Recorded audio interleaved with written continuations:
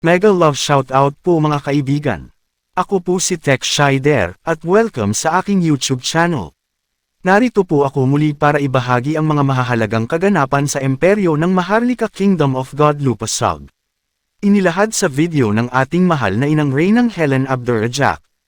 Ang kwento ni Abel at Cain ay maihahalintulad sa tunay na naganap na pangyayari sa buhay ng ating mahal na Haring Raja Mamay na nagsilbing parang si Abel at kanyang kapatid na si Anash bin Gafar naman na nagsilbing parang si Cain. Ang ating mahal na Haring Raja ay nasa panig ng kabutihan at kanyang kapatid naman ay ang siyang gumawa ng kasamaan. Para sa buong detalye ating panuuring ang video hanggang sa ito po ay matapos. The curse of killing each other because of the game of throne, rooted from the sin of Cain for killing Abel, the sin of greed for power and money and fame.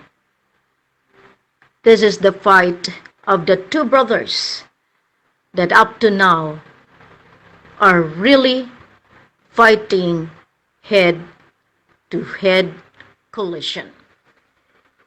Good morning, global Earth.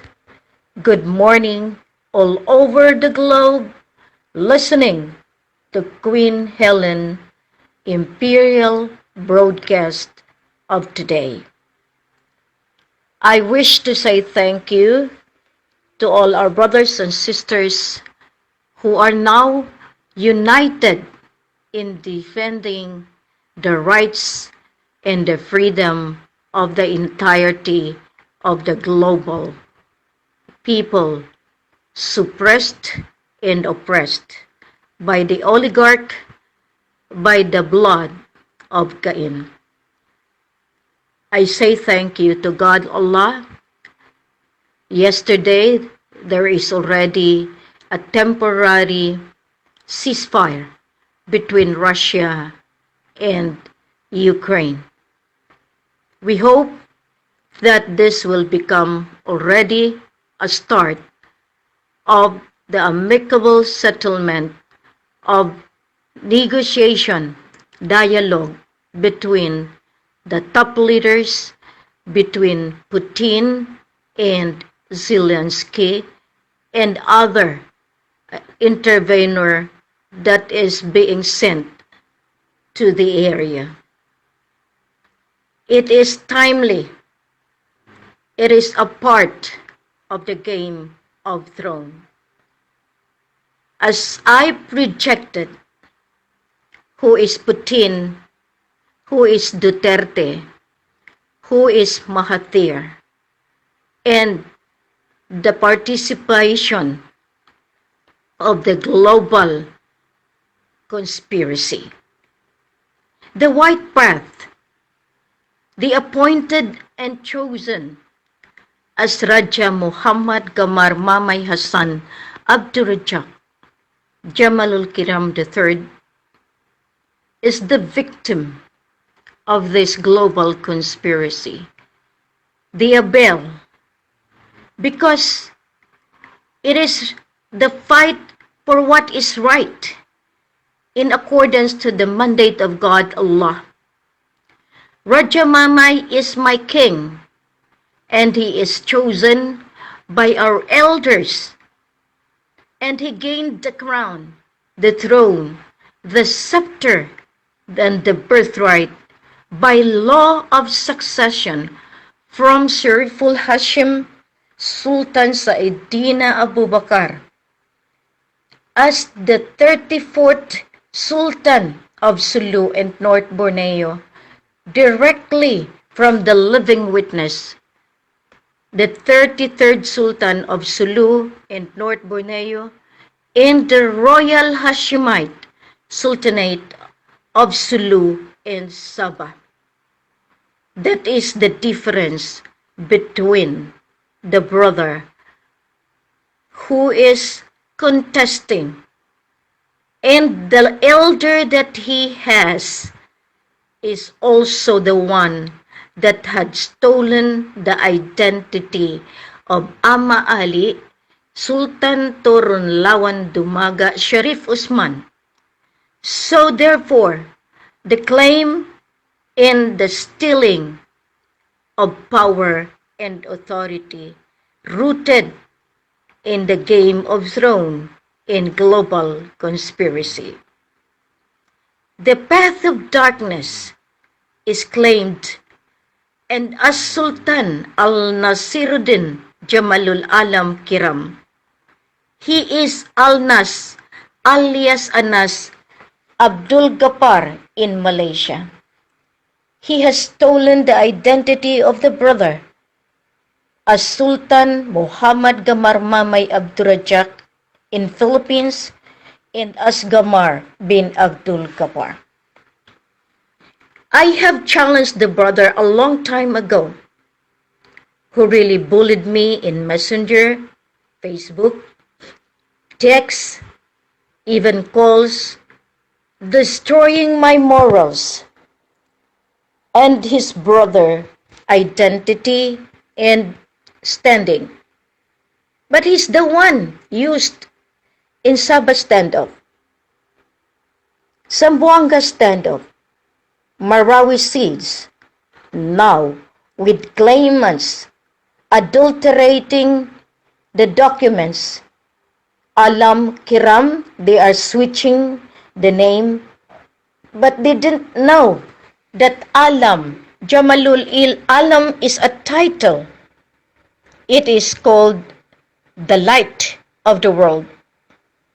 Kiram is symbolizing the religion, the Quran, Nur Karim. That is not the name of the heir and successor. Jamalul Kiram and Jamalul Alam are both titles. That is where he has not gotten the real law of succession. They have manipulated the lineage for their own suiting so that they could get the claim of 14.6 billion US dollars, equivalent to 62.8 Malaysian ringgit. That is only a claim, and that is only a dot of the asset of the property of the true Sultan of Sulu and North Borneo. It is very disappointing. I do believe that this is the path of darkness, fighting the path of light.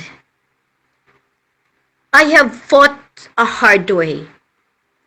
I have put my life into death in trying to defend the grandson. They are very strong in their black magic that they could enter into one's body and really made a terrible mess by doing a bad thing. I never thought that I could be the target of this black magic. But, however, with me coming to life, I have promised myself that I will do everything to defend the crown, the scepter, the throne, and the birthright of the Sultan of Sulu and North Borneo. By dissecting this today, the claim of the brother, together with the claimants, will give them justice, because I have really to do something since 2009 up to today.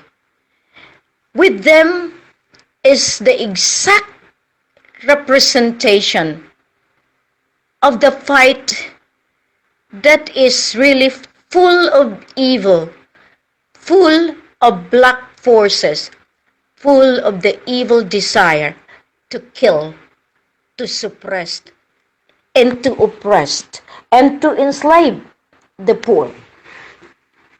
You can just see, when I started this, trying to fight and do legalities, 2009, I initiated the blood compact, letting the element of faction groups of MNLF, BIFF,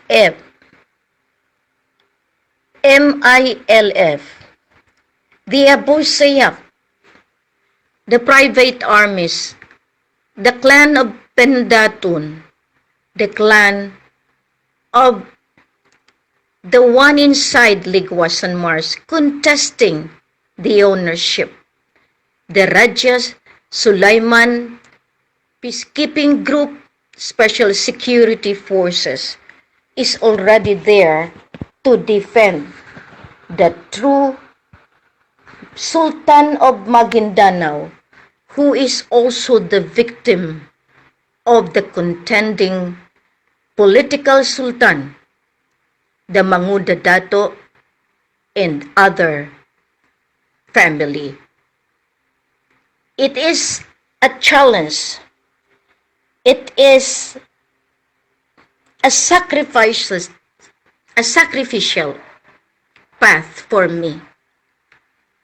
The white path, the light of darkness, and it is the sacrificial path of the Queen to fix brother upon brother. When I did the initiation of the blood compact, it was submitted to the office of the President. It was submitted to Marvick Leonin as then the Dean of the University of the Philippines. But unluckily, this blood compact became the process for them to do the peace talk. And this peace talk became the path of darkness for selling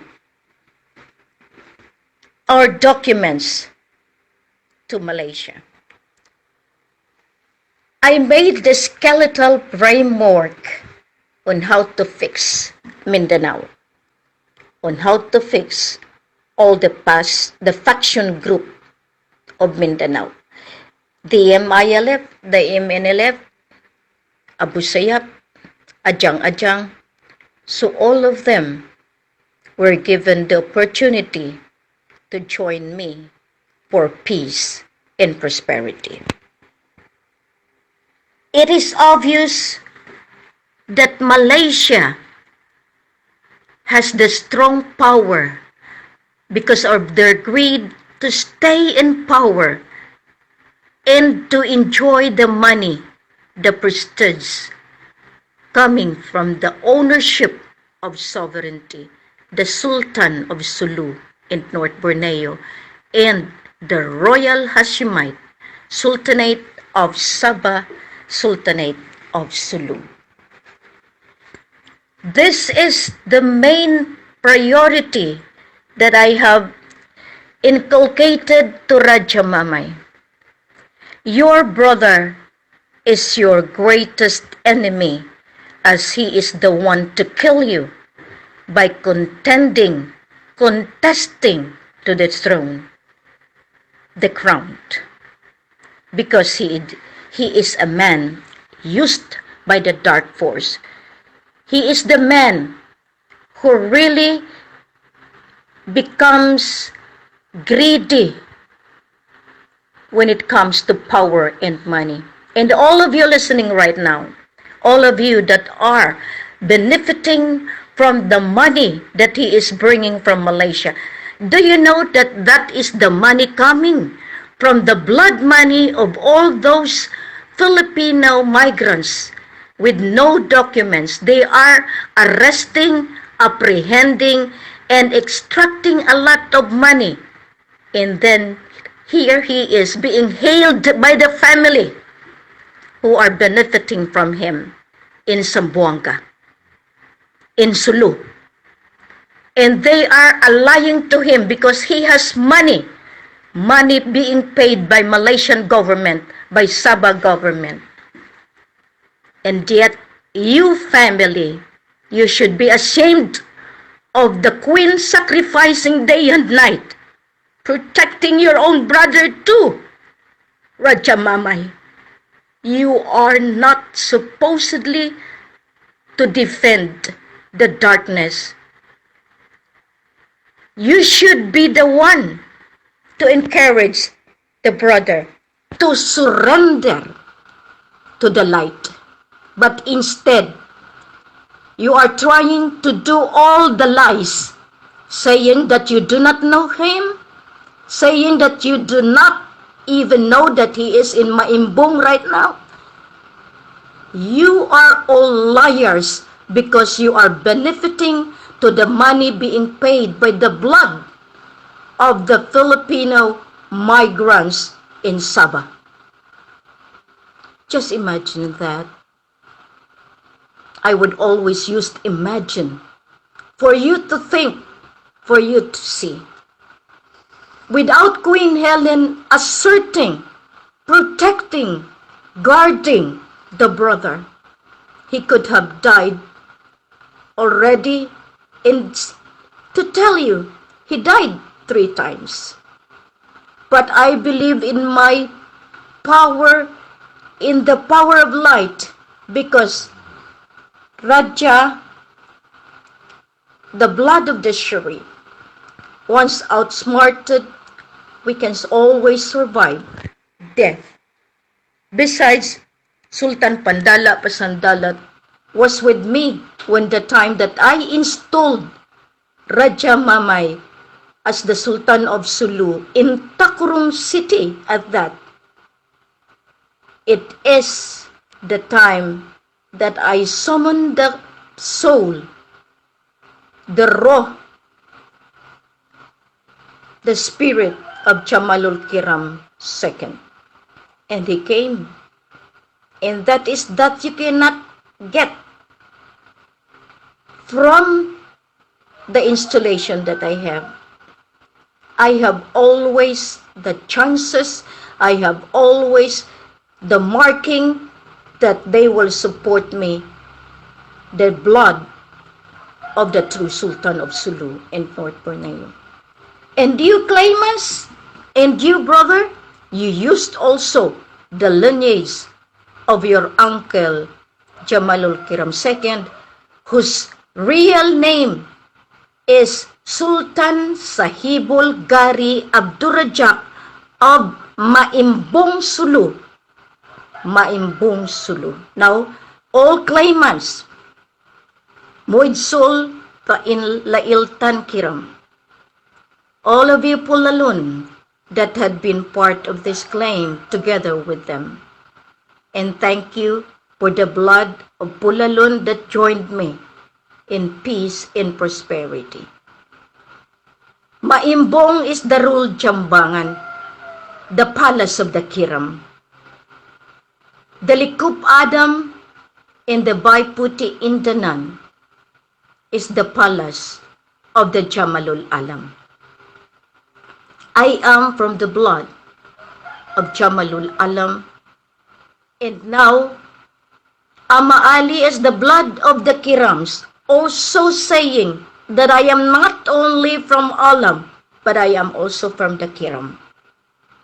This is the thing that I am at Tausug, and you people from Basilan, Abdul Wahid, Abdul Manan, you are a claimant together with Alonto Dukol and the one from Zamboanga, the Abu Bakar, who had been with me, but Baharama, you are all just part of my program when I was trying to fix.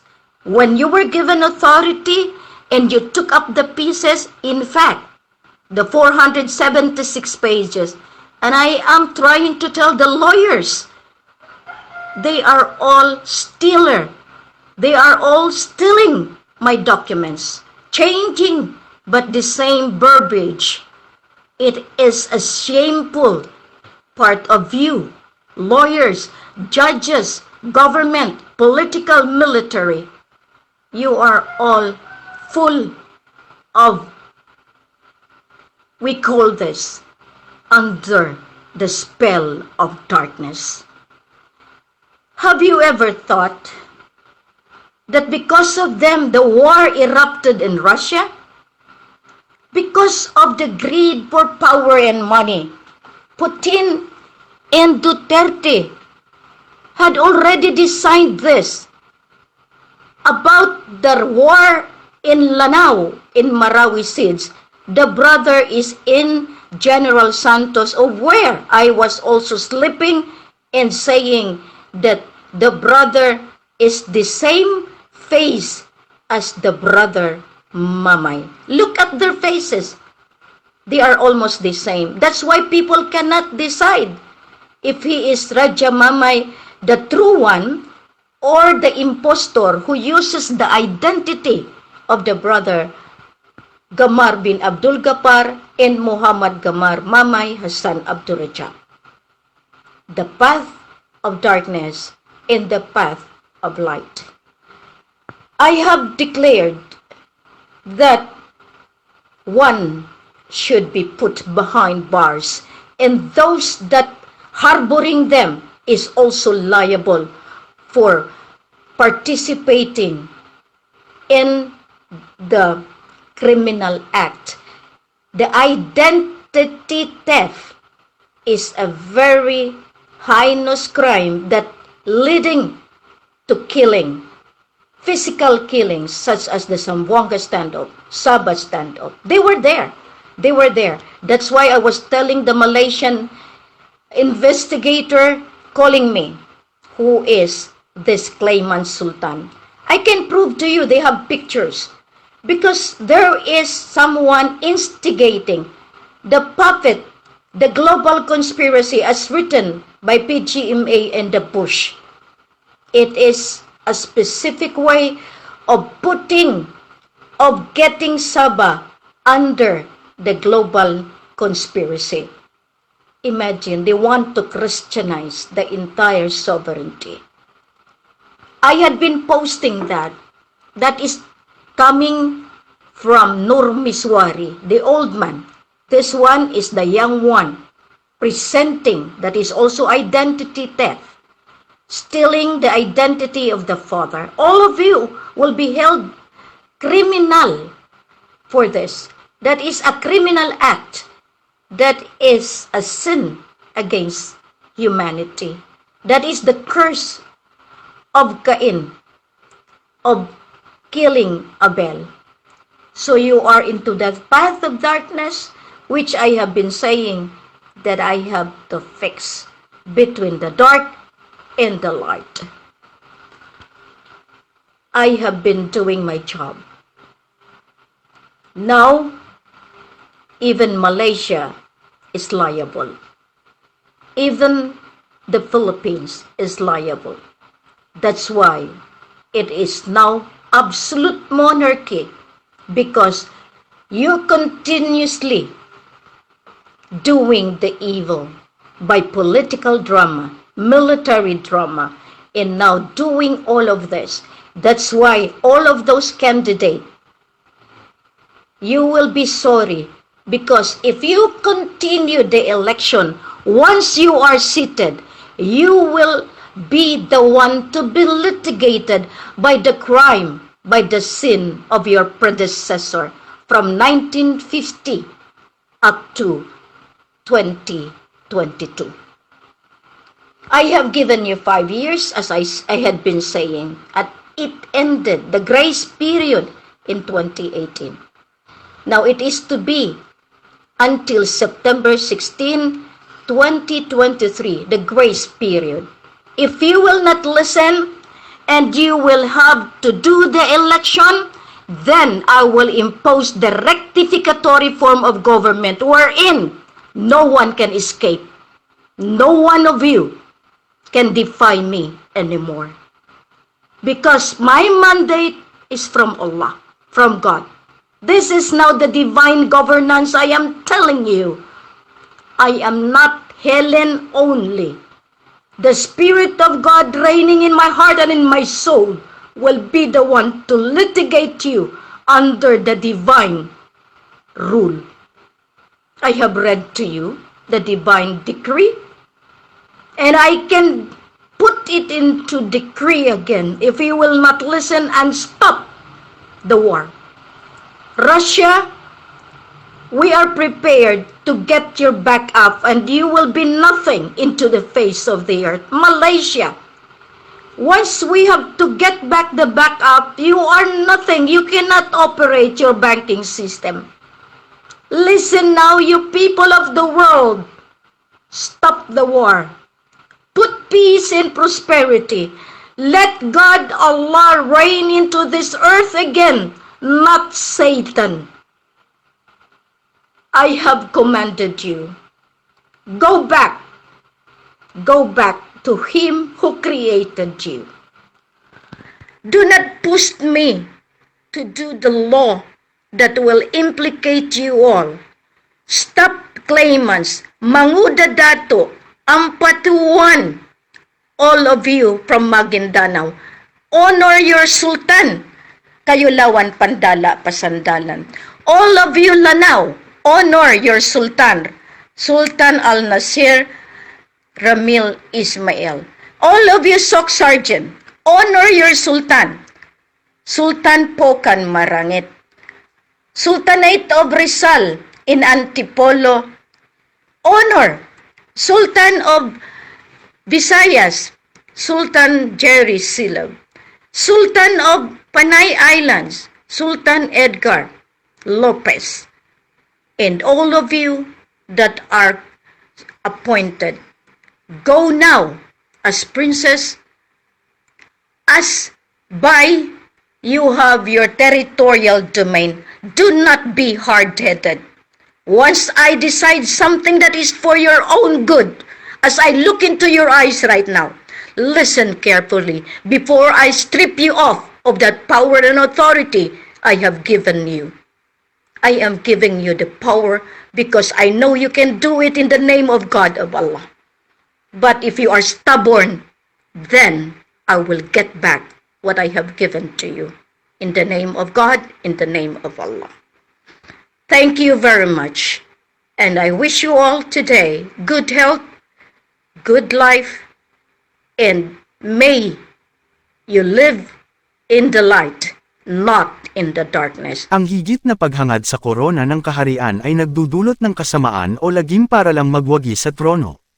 Ika nga nila, Game of Thrones, ito ay katulad sa nailahad sa bidyong ito. Sa bandang huli ang kabutihan pa rin ang siyang nagwagi at naghari. Kaya maraming salamat po Haring Raja Mamay sa inyong pakikipaglaban sa kabutihan. Para maitaguyod ang imperyo ng Maharlika. Maraming salamat po sa pagsubaybay sa aking channel. Please like the video at inyong i-share sa inyong Facebook community. At kindly subscribe kung kayo po ay bago sa aking channel. God bless.